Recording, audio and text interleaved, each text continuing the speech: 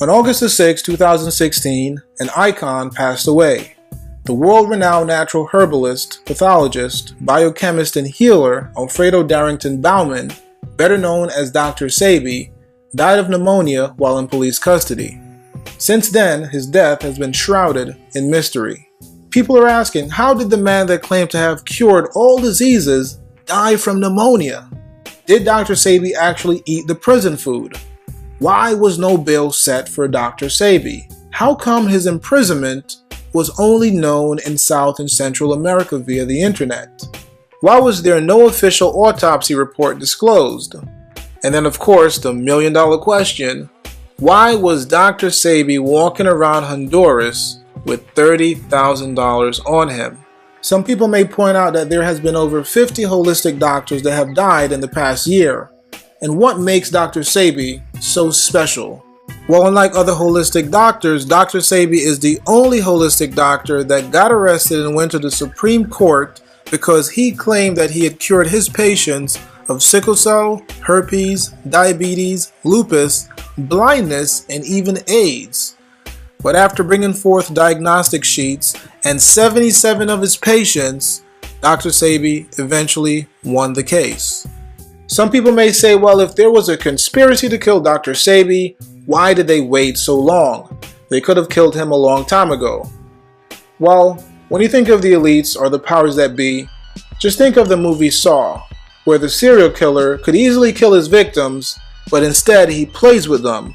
He gives them hope and even the illusion of freedom. Think of another movie called Cube, where the controllers could easily kill their victims, but instead they have them in a maze of cubes, with death traps around each corner. This is the mentality of the elites. They don't seek for their victims to have an instant death. That's too easy. They would rather their victims roam for years with the illusion of freedom until they fall into one of their many traps, like the judicial system or the prison system. But what made Dr. Sebi a target? And why now? Well, simply put, they've been tracking Dr. Sebi for years. Ever since he beat the Supreme Court case, they have had their eye on him. They wanted revenge. They wanted to teach him a lesson for running his mouth. But what was the information that made Dr. Sebi so dangerous? Well, Dr. Sebi said there's only one disease: mucus. More specifically, an oxygen-deprived acidic body will foster mucus, which will cause diseases. Essentially, no diseases can live in an alkaline body. Now, this information is not new. Dr. Warburg said basically the same thing in the 1920s. But Sebi took it a step further and claimed that diseases are not caused by a virus, germs, or bacteria. He claims that all diseases are caused by your diet. I guess this would explain why koala bears are getting chlamydia, gorillas in zoos are getting diabetes, dogs are getting gonorrhea, virgins are being diagnosed with genital herpes, and thousands of people are being cured from STDs, lupus, sickle cell, diabetes, cancer, and many other diseases after they change their diet. This is dangerous information, but the elites even today feel very secure that people will remain on an acidic diet. There was no urgency to get rid of Dr. Sebi right away, but just like Jigsaw, they waited for him to fall into their trap. The trap being the prison in Honduras. They had something special for Dr. Sebi, an ironic death. The death of a holistic doctor. A rich holistic doctor with thousands of dollars in his pocket dies of pneumonia. Although previously he claimed to have the cure for all diseases, he failed to cure himself. This is the memory they wanted to leave behind. One of irony and ridicule. Now it's time to bring in the master.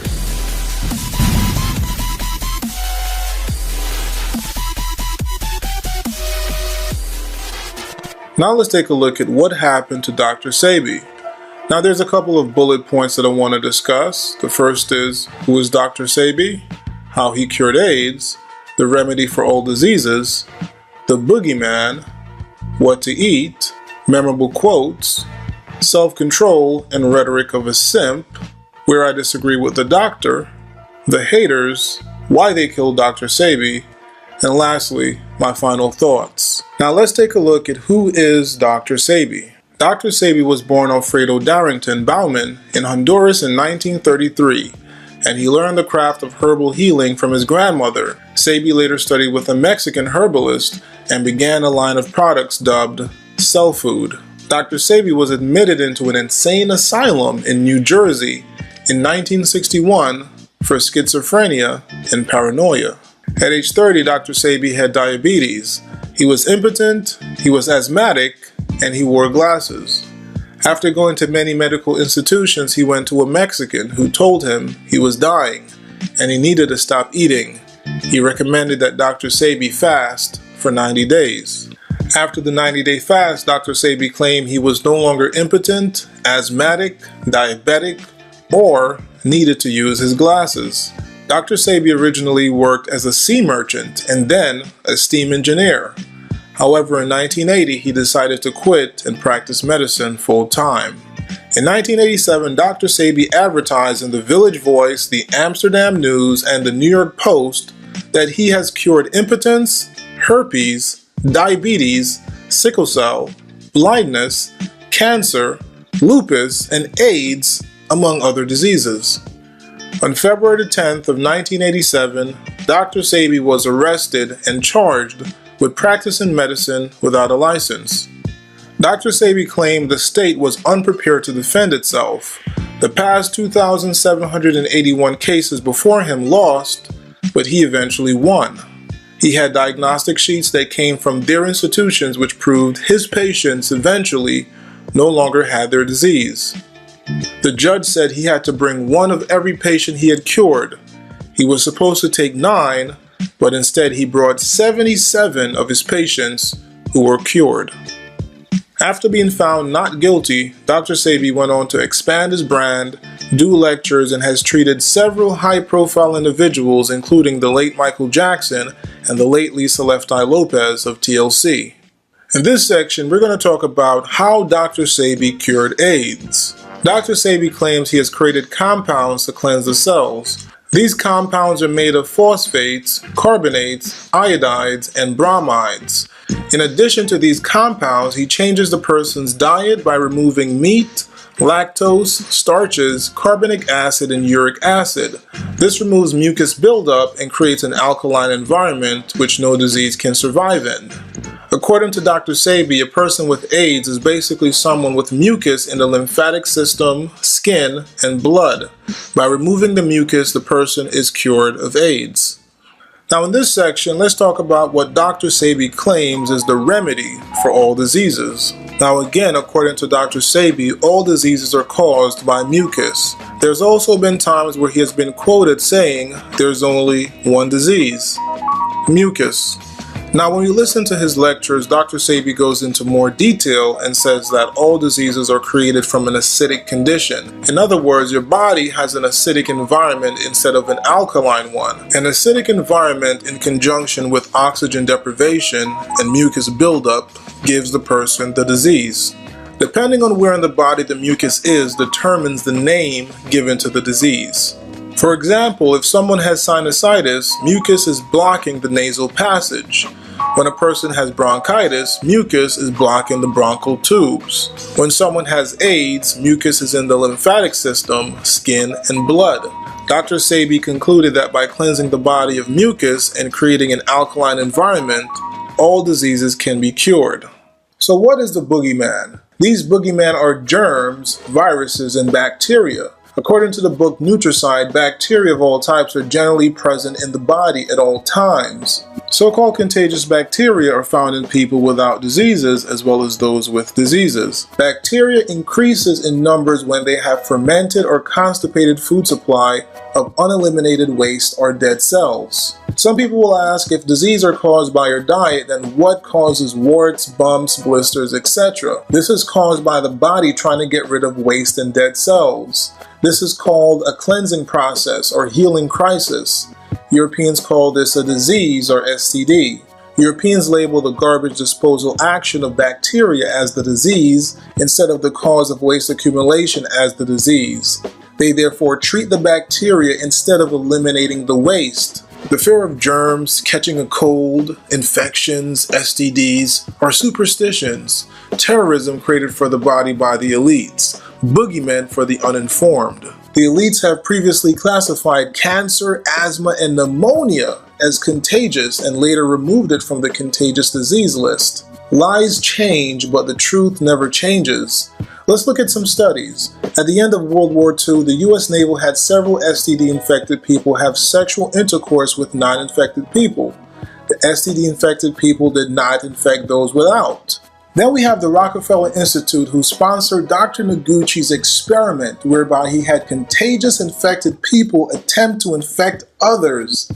The result was that the disease-free people were not infected.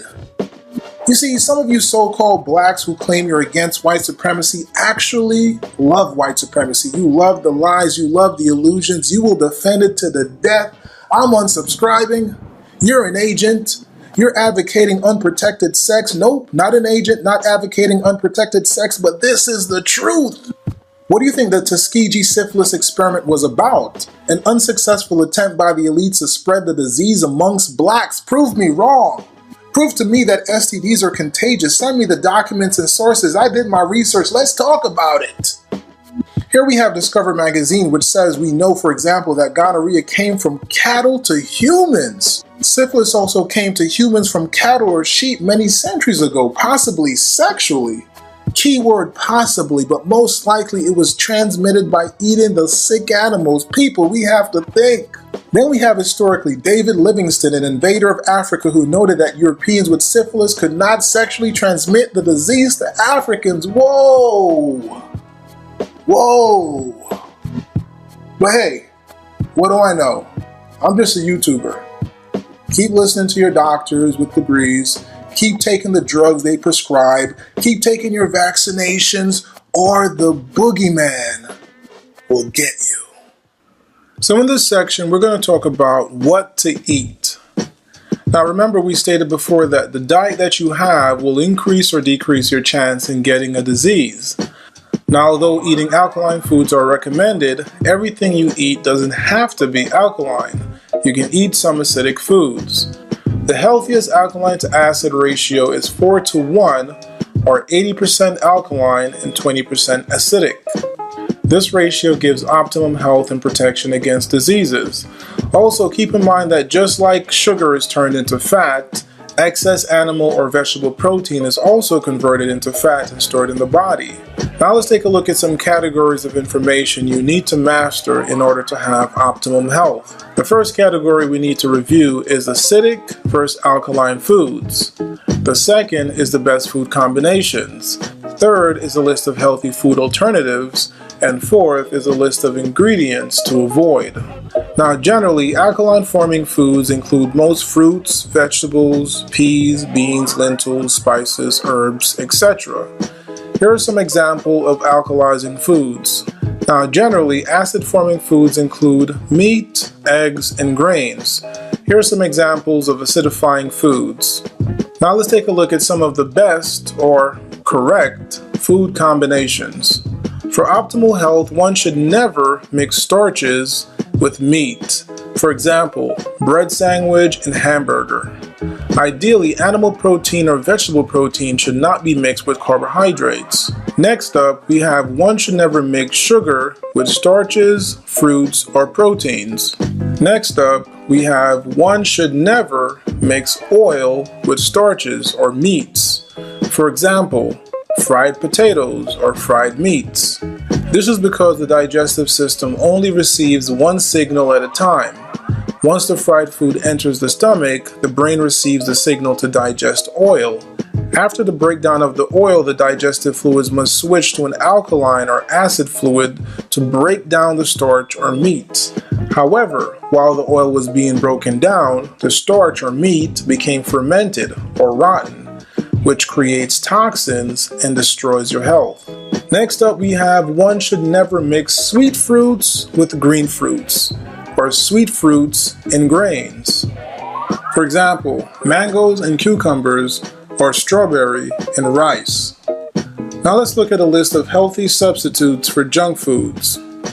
You can substitute white flour with whole grain flour like spelt, amaranth, gammet, etc. You can substitute white and brown sugar with date sugar, maple syrup, stevia, etc. Meats can be substituted with beans, nuts, textured vegetable protein, wheat gluten, etc. Dairy ice cream can be substituted with soybean ice cream, rice ice cream, almond ice cream, tofu ice cream, etc. Now let's take a look at a list of food ingredients we should avoid. We have a long list of food ingredients we should avoid. I'll just name a couple of the popular ones: aspartame, BHA, BHT, monosodium glutamate, high fructose corn syrup, artificial coloring, sucralose, sodium chloride, soy unless it's fermented and organic, and the list goes on and on and on. Now in this section, let's take a look at some memorable quotes from Dr. Sebi. Dr. Sebi claims he did not want to be a healer. He wanted to chill, smoke cocaine, and snort it. Dr. Sebi claims that tofu is 100 times worse than pork. He also claims sugar came from Europe. He was once quoted saying a gorilla doesn't eat polar bear food. If it did, it would get sick and eventually die. He once said, "There is no black leader in America that is interested in the health of the black race. The Christian diet needs to be re-examined." He has never attended any school, not even kindergarten. He claims he's been married 4 times and once came and saw his wife in bed with another man and wasn't even mad. All African people eat is blood and starch, nothing else. Dr. Sebi was once quoted saying his goal is to help Africa. Now in this section, we're going to talk about self-control and rhetoric of a simp. We're going to take a look at some quotes from Dr. Sebi that have made people wonder if Dr. Sebi had self-control and if he was a simp. Dr. Sebi has admitted that although he had 3 wives, he still got a 19-year-old pregnant outside of wedlock. He has also stated he has never had a father or stepfather. Dr. Sebi claims he doesn't follow men, he follows women. He was once quoted saying, "Mother is the greatest gender on the planet." He has claimed he has been breastfed for 4 years. During an interview while speaking about his wives leaving him, Dr. Sebi stated that the love that will secure you through life is the love you offer yourself, not the love of a woman that comes and goes. So the question is, did Dr. Sebi have self-control and was he a simp? Well, based on what he's stated in the past about multiple marriages, children out of wedlock, taking drugs, I tend to believe he didn't have much self-control. How did he manage to do that 90-day fast? Most likely because it was necessary. He was impotent, he had diabetes, he had asthma, so there was a necessity for him to do the 90-day fast. But as far as self-control, I don't think he had much. But again, I'm just looking from the outside in. I don't know Dr. Sebi. Now when it comes to him being a simp, I can't say for sure if he was a simp or not, but I can say definitely he spewed the rhetoric of a simp. Now let's take a look at where I disagree with the doctor. He was once quoted saying that we should love our enemy. He once said that there is no up or down, no superior or inferior, no wrong or right. He once said he is not wise, and to be wise you have to go to school. He once said smoking weed is healthy. Now I don't think I need to elaborate on why I disagree with these things, but you can leave your comment below and let me know if you agree or disagree with what Dr. Sebi has stated. In this section, we're going to take a look at the haters. Now, while researching, I have discovered 2 sources of hate. We have the first hater from the ripoff website where he claims he was at the Usha village being treated, but he left before the next payment date came around. A person is in a village being healed and they leave before their next payment date and they are saying that the healer is a ripoff. Someone explain this to me. The next hater that I encountered is Ringo TV Raw, who is basically a delusional Christian with dreams of being a polygamist. He claims Dr. Sebi is a businessman, not a healer.